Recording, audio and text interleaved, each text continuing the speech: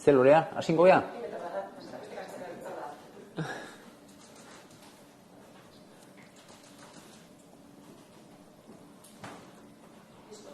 Listo?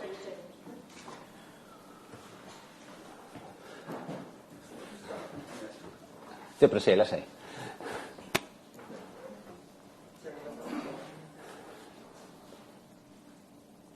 Bueno, lehendabizi eskerrik asko, egunon eta eskerrik asko berteratu zeaten hoi eta streaming bidez jarraitzen ari zeaten hoi. Gaur elkartu gera hemen Jon Ander Ostolaza basotikeko gerentea eta ni, pixka bat basotiken inguruan urtebete honetako balantze bat egiteko, alde batetik, baita ere baso hub edo ekimen berri honen inguruko azalpen batzuk emateko, eta hirugarrenik gaur arratsaldean egingo dugun urteko batzarraren berri emateko, ez? Zergatik antolatu den urteko batzarra hau zeinekin eta bizkat horren inguruko datuak emateko, ez? Bueno, ez da urreneko aldia basotiki buruz hitz egiten duguna, eta ni ez dut gehiegi sakonduko, baina bai esan basotik zergatik sortu zen, ez? Basotikek, bi helburu edo bi behar nagusiri erantzun asmoz sortu zen, alde batetik baso jabei begira eta mendiko kudeaketari begira ikusten genuelako, kudeatu gabeko basoa abandonatutakoa gu deitzen diogun bezala ugaritzen ari zela, horrek atzetik dakartzan bere mehatxu eta arrisku guztiekin, eta bestalde, baita ere sortu zen basotik, nahi delako basoaren funtzio anitzoiek gizartera gerturatzea. Ez bakarrik funtzio, ekoizpen funtzioa, baizik eta baso batek eman ditzaken funtzio anitz guztioiek gizarteari, Gipuzkoako gizarte honi eta basotik eta hirigunea, basotik eta menditik hain gertu bizi den gizarte honi eskaintzea, ez? Hori zen helburua. Urtebete damakigu nolabait esateko funtzionatzen, basoak hartzen eta basoak kudeatzen eta gero zehaztapenak gerenteak emango ditu, baina nik orokorren esango nuke basotiken urteko balantzea oso positiboa izan dela. Nik arrakastatsu hitza erabiliko nuke, azken batean lehen esan dudanagatik, gizartean behar bat zegon eta gizarteko behar horri erantzuten ari geralakon eta gizarteko beharrei erantzuten zaien proiektua normalean arrakastatsuak izaten dira, ez? Bigarrena esan du baita ere, baso hub ekimenaren inguruko azalpen bat eman nahiko gendukeela, zer da baso hub edo ze asmorekin sortzen da? Eragiteko, zirikatzeko edo espazio bat, ez? Nolabait ere ekimena bultzatzeko espazio bat. Azken batean lortu nahi dena da lankidetza multisektorial bat. Guk ez dugu basoaren kudeaketa soilean bakarrik gelditu nahi, baizik eta mundu zientifikoa, akademikoa, ezagutza hori baita ere ekarri egin nahi dugu, interatu egin nahi dugu unibertsitate munduarekin, mundu zientifikoarekin, basoa oparoa delakon eta aukera asko eskaintzen dituelakon, jorratu daitezkenak, sakundu daitezkenak, eta hori egin nahi da, zubil lan bat eginez, baso hori kudeatzen den jendearekin eta kasu honetan basotikeko teknikari eta egiturarekin, ez? Eta baduka beste bigarrengo helburua baita ere, eta da, gizartearen, beti esaten ari gara, ez, ongizate integral hori, ez, Gipuzkoarron ongizate integral horren alde lan egitea. Lehen esan dudanagatik, funtzio anitza dauzkalakon, basoak, eta horiek jarri behar ditugulakon gure biztanlegoaren, gure jendearen, gure gizartearen eskura, ez? Eta alde horretatik 5 ardatz nagusi aipatuko nituzke, osasuna eta ongizatea, basoa lotu osasunarekin eta ongizatearekin, gizarte sensibilizazioa eta parte hartzea basoan, kultura nortasuna eta lurraldea, inok ez digu ukatuko basoak berekin daukala kultura nortasuna eta lurralde ikuspegi hori, baso kudeak eta jasangarri eta bioekonomiari aplikatutako ikerketa eta azterketa egitea, eta deskarbonizazioa eta baso erabilera berriak lantzea baita ere. isiltzera noa, baina isildu horretik amaitu nahiko nuke eskerrak emanez, eta eskerrak emanez bereziki Jon Anderri eta urtebete honetan osatu duen talde profesional eta serioari. Proiektu arrakastatsua izaten ari da, gizarteko behar bati erantzuten ari zaiolako, baina arrakastatsua izaten ari da baita ere, oso lan profesionala eta serioa egiten ari zeatelakoan. Beraz, eskerrik asko. Eta noski, baita ere eskerrak Gipuzkoako baso jabe guzti horiei basotikekin konfiatu eta gurekin elkarlan baten egiten ari diren guztioi eta gaur arratsaldean bereiekin elkartuko geran horiei. Jon Ander, ire hitza. Eskerrik asko, Xabier. Eskerrik asko gaur gurekin zaten guztioi. Xabierrek aurreratu bezala gaur guretzako egun berezia da. Gaur Basotik Fundazioen lehenengo batzarra ospatuko dugu eta momentu ezin hobea da zentzu horretan urtebeteko lan honen balantze bat egiteko, ezta? 2024 urtea guretzako lehenengo urtea izan zen, gure jarduerari hasiera eman geniona, eta Xabierrek aipatu bezala hipotesi batzuk kontrastatu behar genitun. Lehenengo gizartean behar hori existitzen zen, eta hipotesi hori zalantzari gabe baieztatuta gelditu zen, urte bukararako 800 famili baino gehiago Basotik Fundazioen interesa agertu zutelako, eta ondoren behar horri guk aurkeztutako erantzuna baliagarria zen edo ez konfirmatu behar genuen, eta zentzu horretan ere zalantza guztiak argi gelditu dira. Gaur egunean 150 kontratu baino gehiago sinatuta ditugu, eta aurkezten ditugun kontratutatik 185ko baiezko erantzuna aguitzen dugulako. Beraz, aipatutako hipotesi guzti horiek konfirmatu dira, harrera osona izan duen proiektu bat izan da Basotik Fundazioa, baina gure aldetik ere behar eta eskaera guzti horiei erantzuteko alegina. Ite hori beharrezkoa izan da. Zentzu horretan taldea indartu dugu, eta gure lanak erakusteko ondo iruditzen baldin bazaizu 2024 ekitaldia eta 2025-26ko ekitaldia konparatu ditazkegu. 24-25 ekitaldian zehar, astero 2 kontratu edo proposamen aurkezten genizkien familiei, eta momentu honetan 8 kontratu aurkezten dizkiegu familiei. Aurreko urtean 1.800 hektarea diagnostikatzeko lanak aurrera eraman genituen, eta 25-26 ekitaldian 2.500 hektarea baino gehiago diagnostikatuko ditugu. 24-25 ekitaldian 30 hektarea inguru landatu genituen, eta 25-26 ekitaldirako gutxienez 120 hektarea landatuko ditugu. Eta bukatzeko basoen aprobetxamendu, garbiketa eta beste lan batzuen artean, 24-25 ekitaldietan etzan hektarearik landu, esango nuke volumen handio batean, eta 25-26 ekitaldirako 160 hektarea baino gehiago lantzea espero da. Hau guztia laburbiltzeko datu bat emango dizuegu. 24-25 ekitaldian Basotik Fundazioak 500.000 inguru bideratu zituen Gipuzkoako basoen zainketara, eta 25-26 ekitaldirako 1,5 milioi euro bideratuko ditu gutxienez. Beraz, adibide garbia da Basotik Fundazioak urtebetean izan duen bilakaerari dagokionez. Guztionekin, esango nuke lortu degula urte bakar batean proiektua bera finkatzea. Normala da bezala, hastapenetan dagoen proiektuen inguruan, zalantzake sortu daitezke, baina baso jabek eman diguten harrerari baso sektoreak eta beste sektore batzuk erakutsi duten interesarekin eta Gipuzkoako Foru Aldundiak berak ematen digun konfiantzarekin esan genezake Basotik Fundazioak gelditzeko hemen dagoela eta bere helburuak modu egoki batean betetzen dituela. Eta urte hau modu esaldi bakar batekin laburbiltzeko esango genuke baso jabe familia hauei euren beharrak modu egoki batean asetzen dizkiegula, euren buruko minak kendu, lasaitasuna eman eta Gipuzkoar osoentzako lanean dabilen proiektu bat martxan abian degula.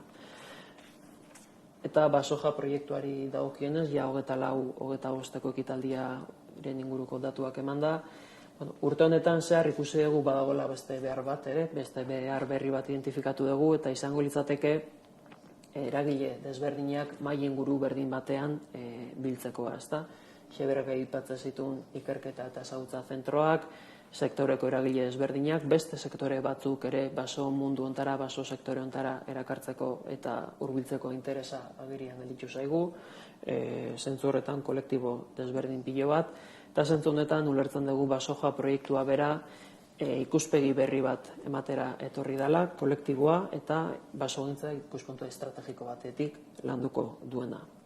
Basoja izango azken finean topaketa leku bat, eragile ezberdinak bilduko dituena eta etorkizuneko basogintza bermatzeko helburuarekin lanean ibiliko dena, basogintza jasangarri eta etorkizuneko bat.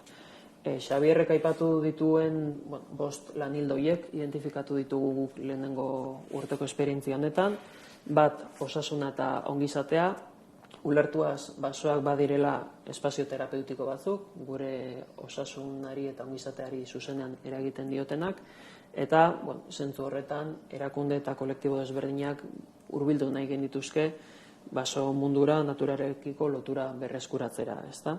Gizarte sentsibilizazioa eta parte hartzea, zentzu honetan hemen bertan aipatu izan ditugu eta aurkeztu izan ditugu hainbat ekimen, adibidez Gipuzkoako basoen astea, azken finean ingurumenarekiko kontzientzia areagotzeko eta belaunaldien arteko transmisioa baieztatzeko eta bermatzeko helburuarekin jaiotzen dena. Kultura, nortasuna eta lurraldea, zentzu honetan zer esan gutxi, badakigu basoak Euskaldunon kultura ze garrantzia izan duen eta historikoki ere ze garrantzia izan duen, eta gure helburua litzateke izan duen garrantzia berreskuratu eta etorkizuneko belaunaldiei ere transmititzeko moduan lagatzea. Laugarrenik ikerketa eta berrikuntza, hemen ere lan ildo hau argi gelditzen zaigu, egungo klima aldaketako kontestu honetan, basogintzaren inguruko ezagutza eta jakituria ezinbestekoa ditugu erronka berri aurre egiteko, eta horretarako ezagutzako eta ikerketako eragile desberdinekin lanean aritzeko prest agertzen da basotik eta euren eskutan jartzen ditugu gure baliabide desberdinak. Eta bukatzeko bioekonomia eta erabilera berriei dagokienez, behin baino gehiagotan azpimarratu dugu baita ere basoa bera aprobetxamendu klasikotik haratago ekonomia lan ildo berriak eraikitzeko baliagarri ikusten dugula, ekonomia bide jasangarriak, zirkularrak eta deskarbonizazio helburuekin bat egiten dutenak. Zentzu honetan dagoeneko hainbat ekimen martxan ditugu, Basoja ez da utzik aurkezten dugun proiektu bat, adibide bakar bat, osasuna eta ongizatea eta gizarte sentsibilizazioari dagokionez, urte honetan 23 jarduera eraman ditugu aurrera, 26 eragile desberdinekin batera, eta 870 herritarre baino gehiagok hartu dute parte gure ekintza hauetan. Ikerketari dagokionez ere, Euskadin sorte handia dugu ikerketa eta ezagutzakin lotutako hainbat zentro osonak ditugulako, eta dagoeneko hauekin ere elkarlan aktibo batzuetan bagabiltza. Eta besterik gabe, mezu argi bat, Basoja proiektu irekia da, edozein erakunde ekintzaile enpresa edo sektorek uste baldin badu ekarpen bat egin dezakela Gipuzkoako basogintza berritzeko, jasangarri egiteko eta etorkizunera bideratzeko, gure ateak irekita izango ditu, eta hortik aurrera zehaztu genezake nolako bide horri eraiki dezakegun guztiok batera. Bukatu dek? Bai, eta nila bukatzen juteko, Xabierrek bezala nik eskerrak emanez bukatu nahiko nuke gaurko eguna. Urte bete honetan gurekin lanean aritu diren profesional, erakunde sektore guztiekin eta batez ere Basojabekin. Hilabete hauetan izan duten arreta, edukazioa sekulakoak izan dira, guretzako ezinbestekoak izan dira lan bat aurrera eramateko, eta eurak izan duten jarrera hori gabe ez ginateke gaur hemen egongo. Eta hori, gaur erratzaldeko batzar horretan ospatuko dugu. Eta nire aldetik esan bezala eskerrik asko guztioi. Gazteleraz igual bi itzingo ditugu, laburpen bezala. Decía al principio que hemos convocado esta rueda de prensa para comentar 3 cosas, ¿no? En el contexto de Basotik, un balance de lo que ha sido el primer año de funcionamiento de Basotik, también comentar un poco la iniciativa Basohub, y en tercer lugar comentar un poco la asamblea anual de los partícipes o participantes en el proyecto de Basotik, de los propietarios de Guipúzcoa. En cuanto al balance, yo decía que está siendo un balance muy positivo, yo diría de éxito, y comentaba que, bueno, siempre y cuando surge un proyecto que responde a las necesidades de la sociedad, entendíamos o hemos visto que esto realmente responde a una necesidad que ya lo veíamos venir, tanto por parte de los propietarios y de las nuevas generaciones, que estaba habiendo un desarraigo, un distanciamiento entre los herederos de esos terrenos y esos montes y incluso de la sociedad, pues que bueno, este proyecto, al responder a esa necesidad, bueno, pues está siendo un éxito. Hemos comentado también un poquito la iniciativa VasoHub, que es un espacio de colaboración abierta, un espacio multisectorial vinculado al ámbito forestal, un espacio que nace de la vocación de construir un puente entre el conocimiento y las prácticas efectivas a favor del ecosistema forestal guipuzcoano. ¿Para qué? Pues para garantizar la sostenibilidad de nuestros bosques y el equilibrio territorial de Guipúzcoa, ¿no? Y bueno, hemos comentado pues los 5 ámbitos de VasoHub, que ahora los detallará el gerente de Vasotic. Y sin más, también cerraba mi intervención dando las gracias sobre todo al equipo de Vasotic, empezando por su gerente, por la labor seria y profesional que han venido haciendo, porque parte del éxito es por la necesidad social que existe de Vasotic, pero parte del éxito muy importante también es por el grado de profesionalidad y seriedad que han mostrado durante este ejercicio el equipo de Vasotic, y también agradecer también a todos los que están participando, han confiado en Vasotic al ceder sus terrenos para que nosotros los gestionemos. Don Ander.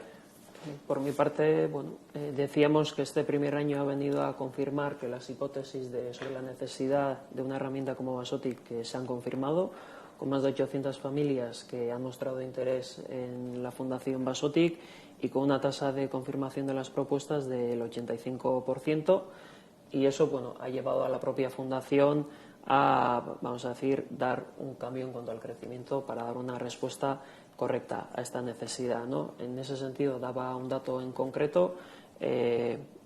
Durante el ejercicio 2024-2025, Vasotic destinó 500.000 euros al cuidado y a la gestión de los bosques de Guipúzcoa, y durante el ejercicio 2025-2026 se espera que destinemos al menos 1,5 millones de euros a la conservación de los bosques de Guipúzcoa.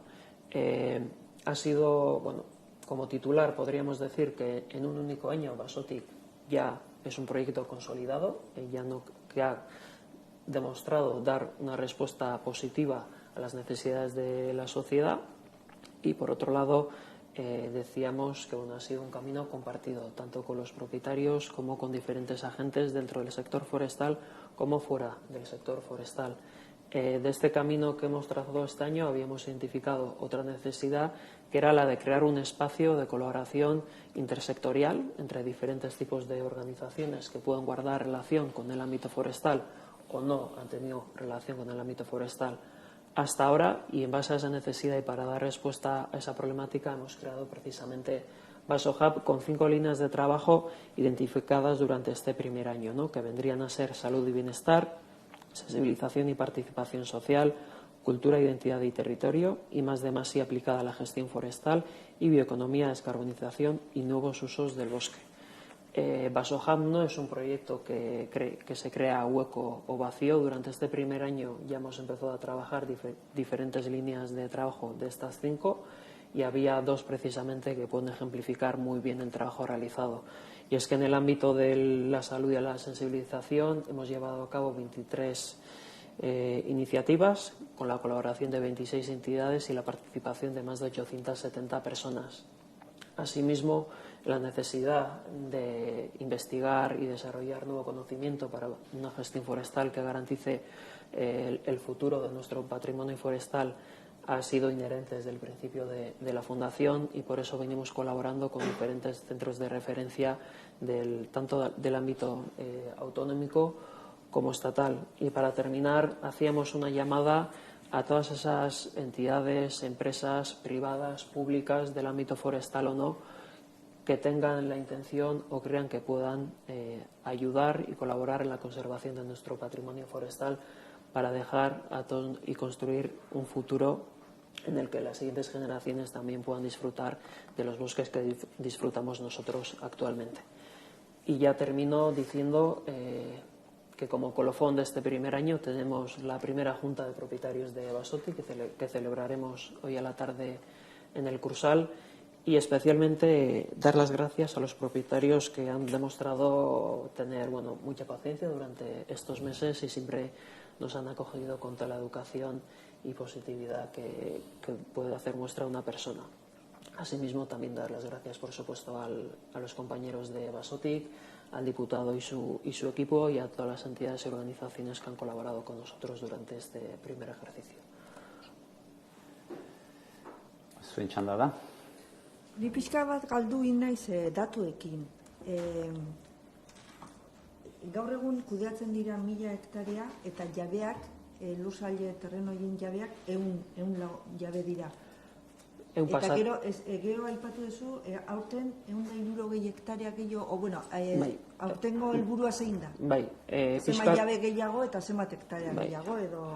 Konparaketa izan da pixka bat erakusteko 24ko jarduera eta 25-26ko jarduera zein izan dan, Basotti Fundazioak terreno gainean indako lanen konparaketa bat indegu, ezta? Eta zentzu horretan, diagnostikoak, hau da terrenora joan eta datu bilketak, 24-25 ekitaldian, 1800 hektarea izan ziren, eta 25-26... 24-25 ze demoraldi hartzen de, gutxi gora bera? 24-25 izango litzateke, gutxi gora bera, 24ko martxo apirilean hasi, eta 25ko martxo arte. Zergatik, martxo bukaeran bukatzen dalako landaketa ekitaldia. Eta horrek gure jardueraren bukaera ematen du. Baso urtea hori izango litzateke. Orduan, 24. urtean diagnostikatutako hektareak 1800 hektarea lirateke, 25-26 ekitaldian 2500 izatea aurreikusten dugu gutxienez, 24-25 ekitaldian, hau da, aurtengo neguan urtarri eta martxo artean landatutako hektareak 30 pasatxo izan dira, eta hurrengo negurako, 25-26 negurako 120 hektarea pasatzea. Espero dugu. Galdu. Kudeatzen ditugunak, baino kudeatzen ditugun guztiak ez dira landatu behar. Kudeatzen ditugun... Hartzen direnak. Claro, kudeatzen ditugu... Usten dizkigutenak.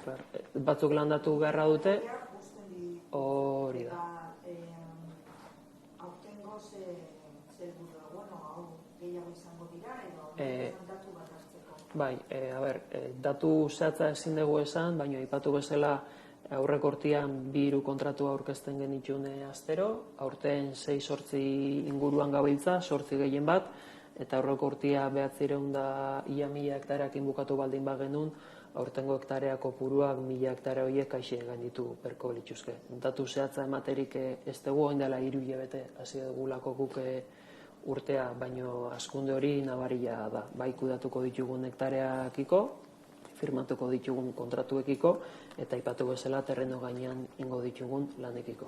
Alegia, 2000 hektarea aurrikusten direla baso jabe utziko dizkigutela guk kudeatzeko, baina horrek ez du esan nahi, gauetik goizera 2000 hektare horietan interbenitzen hasi beharra daukagunik. Basoak jasotzen ditugun batzuk txukunen egoten dira, eta egin bertze utzi azitzen. Eta beste batzuk, egin behar dira pistak egokitu, garriketak egin, eta baita ere iristen geran lekuraino, iristen gerala, ez? Baina, hartu 2000 eta kudeatu 200... Kudeatu guztiak. Kudeatu guztiak, baina garbitu... Interbentzioak, terreno gaineko interbentzioak ez dira baso guztietan beharrezkoak urtero itea, bai.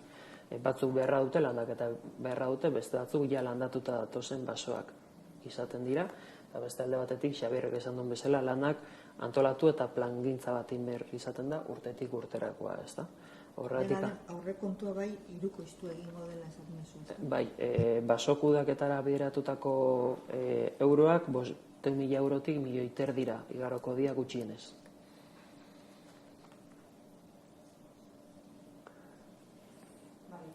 Por favor, poder tener claras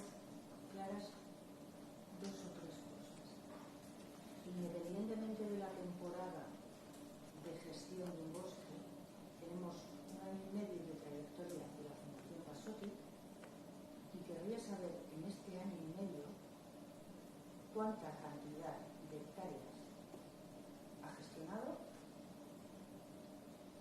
de cuántas parcelas o de cuántos propietarios aproximadamente. Y, por ejemplo, un dato, pues, yo qué sé, con una superficie media que van entre las, yo qué sé, tal y tal, para tener una idea de lo que se ha hecho hasta ahora, a día de hoy, en año y medio. Vale. Y unos datos un poco globales, totales, de la actividad de año y medio, porque es un balance del primer año y medio. Entonces, entre lo que empezamos a gestionar, lo que preveíamos y lo que preveremos, yo me quiero quedar con lo que estamos haciendo en total a día de hoy en año y medio, por favor. Es que no me he aclarado con tanto. Lo siento, ¿vale? No descuida.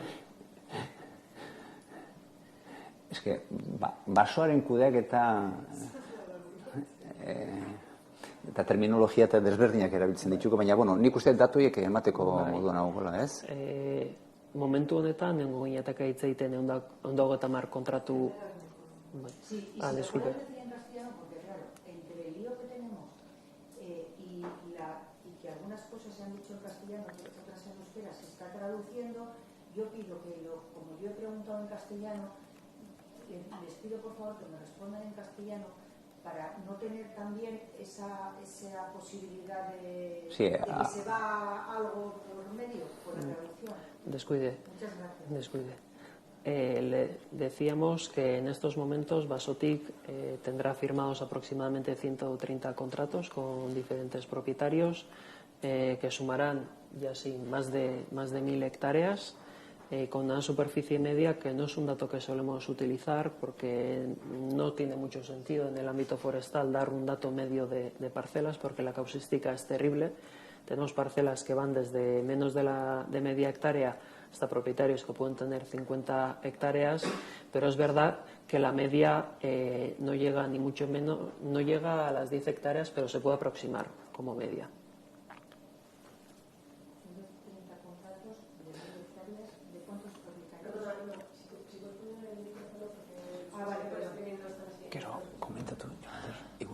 ¿De cuántos propietarios? ¿De 130? Firmados, sí. Entonces, o sea, contratos igual a propietarios, claro. Eso es. Vale. Eso es.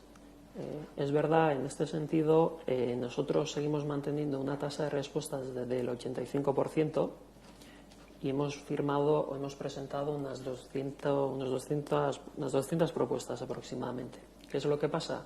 Claro, aquí no estamos hablando de la venta de un tornillo. En un contrato de cesión de bosques es un proceso largo y complicado que supone un compromiso a muy largo plazo, en el caso hasta de 150 años. Entonces, de estas 200 propuestas que hemos presentado, tendremos unas 60 todavía a falta de responder, unas 50 a falta de responder.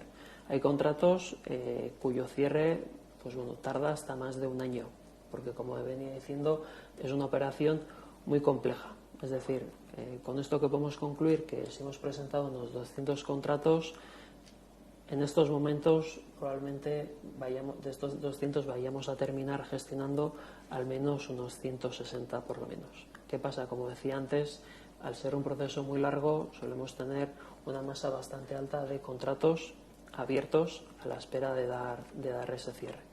Pero si el dato que me pedía era de cuántos contratos tenemos firmados ahora mismo, le tengo que decir que unos 130, con más de 1.000 hectáreas gestionadas y con una superficie media que puede rondar las 8 o 9 hectáreas, casi 10, dependiendo del momento del año. Y quizá otro dato, ¿no?, es la lista de espera que hay. Efectivamente, sin duda. La lista de espera que hay, como decíamos antes, más de 800 familias han mostrado interés en recibir una propuesta por parte de la Fundación. 800 familias de unos 11.000 propietarios que hay en Guipúzcoa en total. No es el 10% de todos, pero se acerca bastante en un plazo de un único año. Entonces, para nosotros es la mejor muestra de que efectivamente la necesidad existía en la sociedad, y la alta tasa de aceptación de los contratos nos demuestra que la propuesta que nosotros hemos creado para dar respuesta es una respuesta muy adecuada. Entonces, resumiendo, 11.000 propietarios, 800 interesados en ceder los terrenos a Basotic, 200 solicitudes que estamos tramitando y que esperamos terminar a lo largo de este año, y que en este momento son 130 o 140 los que ya están cerrados, digamos.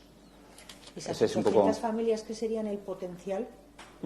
¿Qué cantidad de hectáreas aproximadas tienen en Guipúzcoa para saber el potencial al que aspiramos? Igual hay que esperar poco a poco porque la gestión... Le puedo decir que las más de 800 familias tienen en propiedad más de 9.000 hectáreas. Y luego, por último,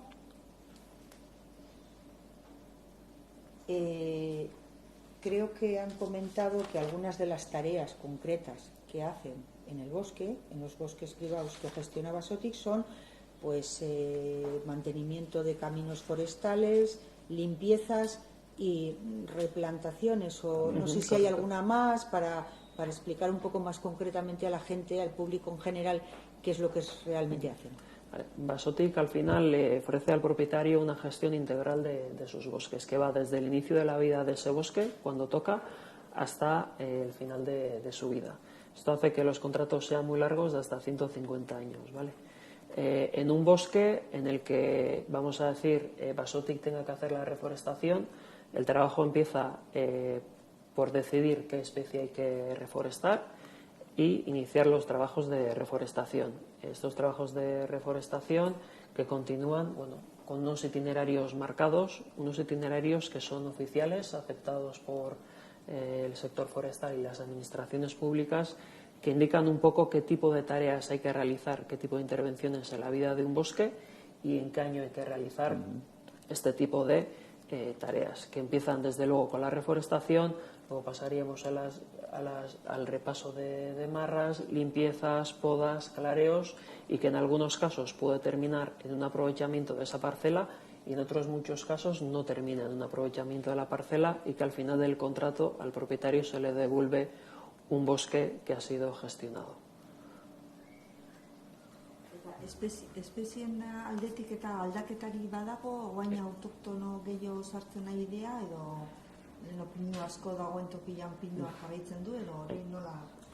Esan dezu egon jabo honetan, zientzilariak eta sartuko direla baita, ez dakit aldaketaren bat espero delako, edo zer bat? Bueno, espeziei dagokionez, Basotic Fundazioari Foru Aldundiak helburu zehatz bat jarri dio, eta izan da egun Gipuzkoan dagoen koniferen eta hostozabalen arteko oreka mantentzea. 150 eta 150 bai hostozabalak eta 150 koniferen artean. Guk helburu hau mantenduta, eta guk jasotzen duguna kontutan izan da, landaketa proposamenak egiten ditugu. Hau da, guk hemen espezie hau landatzea proposatzen dugu, eta hemen espezie hau landatzea proposatzen dugu. Portzentaiei dagokienez, eta espezie konkretutan askorik sartu gabe, esan genezake, Basotic egiten dituen landaketa proposamenen artean oso orekatua daola. Bai hostozabal eta koniferen artean, 150ko oreka hori mantentzen saiatzen gabiltza momentu honetan. Eta esan bezala, osingo genituzken 160 hektareako landaketa horien artean, 80 izango liazke koniferak eta 80 hostozabalak, urrengo urtera behira. Eta ikerketa eta zentzu horretan noski oso garrantzitsua da, aipatu esun bezala, orain arte pinuak garrantzi handi oso handia izan duelako, eta beste arrazoi batzun artean baliteke Basotic Fundazioak horrenbesteko garrantzia ez diola emango, eta beste espezie batzun artean dibertsifikatuko degula hain zuzen horrelako mehatxuak edo sorditzen litezken arazoei aurre egiteko. Ez beraz, egia da guk neko espezie bereidade dibertsifikatu batekin lanean gabiltzala momentu honetan, eta aipatu bezala beti ere ezagutza eta ikerketako zentruekin harremanetan, bai Neiker, bai Jasi, Klimetkik eta horrelakoekin. Nik gehituko nuke, hau lotuta dago, Batzar Nagusietan gainera basogintzari buruzko ponentzia onartu zen, eta behar bada urte askotan basogintzan ikuspegi bakar bat edo naiz eta funtzio gehiago egin ditun ikuspegi bakar batekin jokatu da errentagarritasuna, baina guk baso ponentzia horretan jasangarritasunaren 3 helburuak barneratu ditugu, ekonomikoa, soziala eta ingurugirokoa. Eta triangulo horretako 3 erpin horietan 3 helburu horiek markatu ditugu, ez?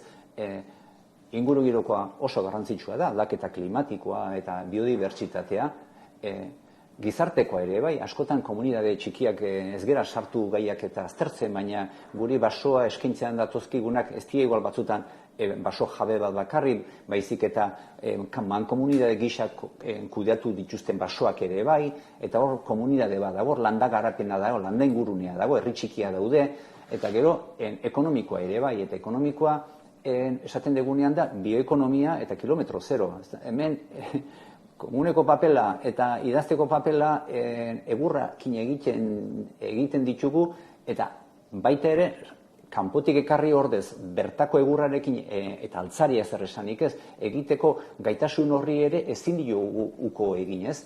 Orduan, hor gabiltza, jasangarritasunaren 3 helburu horiek zaindu nahirik, pentsatzen dugu osagarria direla, egurraren aprobetxamentua lasai asko egin daiteke biodibertsitateari kalterik egin gabe, are gehiago biodibertsitateari ere lagunduz, eta ekonomikoki uztartze hori mantenduz. Eta bizka bat zehaztu zen horrekin ez. Gipuzkoan esaten genuen mosaiko bat daukagu, datua eman du ez, dauzkagun lursailak txikia dira, ez dira dana lursaila hundiak, eta Gipuzkoako mapa ikusten baldin badugu, zati txiki asko daude kolore desberdinetakoak, espezie desberdinetakoak, eta 150ko dibertsitate hori mantentze ostozabal eta konifera edo produktiboagoak edo epe motxa esaten ari geranean, ez gera 10 urtetako epea esaten nahi 60 urtetako epea, epe motxena ere, landare motxena ere 60 urtetako turnoa nolabait esateko, eta epe luzekoa dira 150ko aristiak edo pagadiak edo inoiz ez direnak erabate botako, baizik eta hoienkin ere bere garaian gure aitonamunek eta txondarrak eta egiten zituzten ikatza pagamotzak esaten zaionak eta ere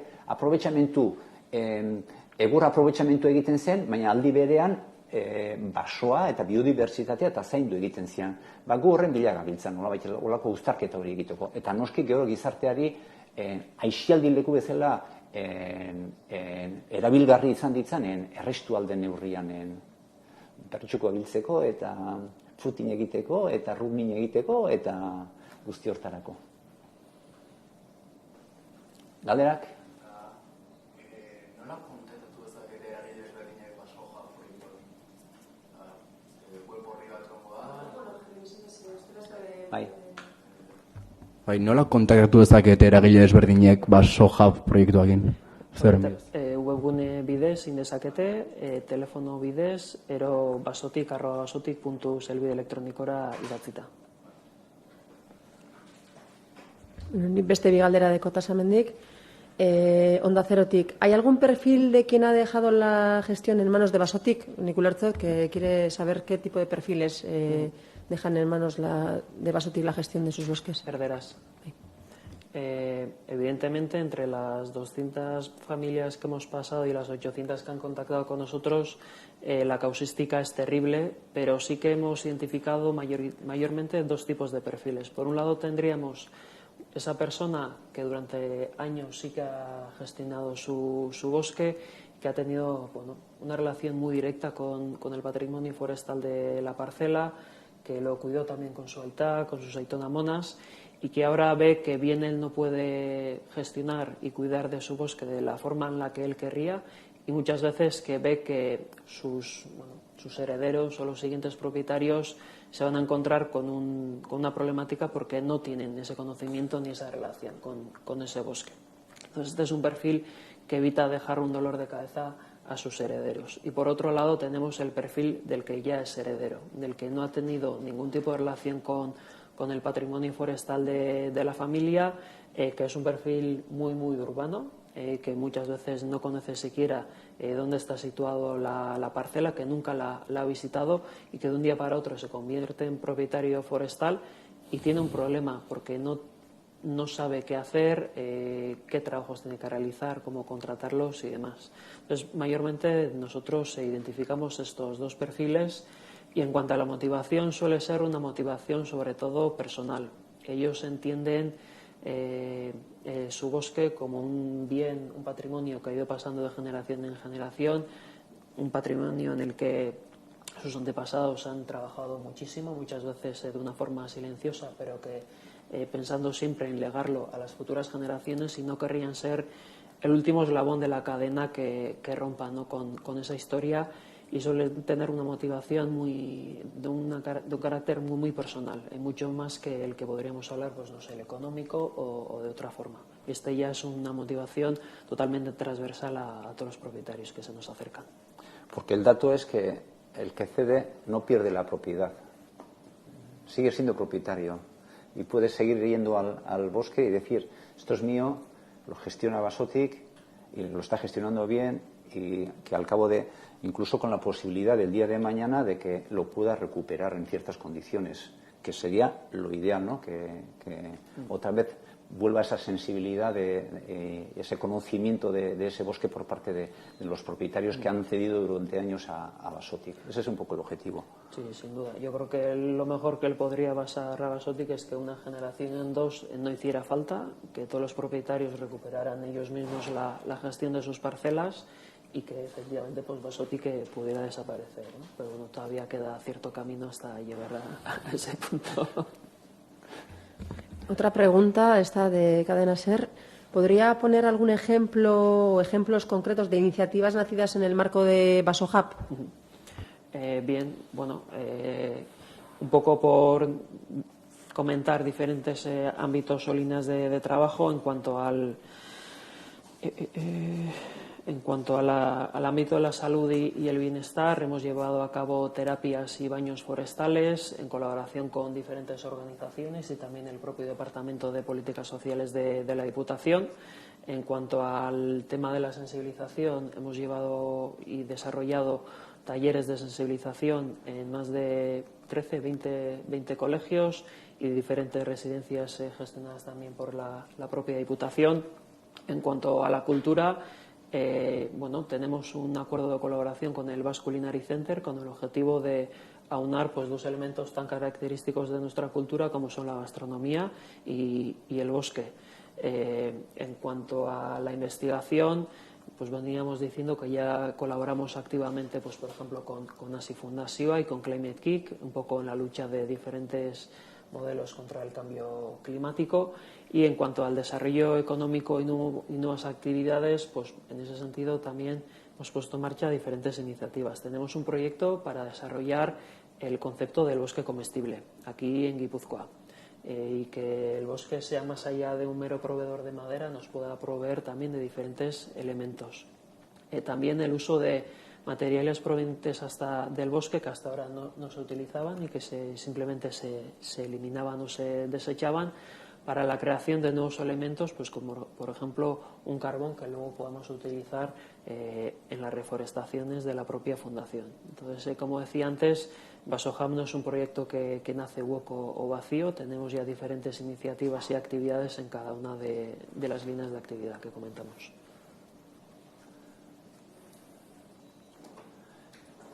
Esterik, ¿alguna otra pregunta? Eskerrik asko. Eta uda un pat pasa dezazuela. Sí, gracias.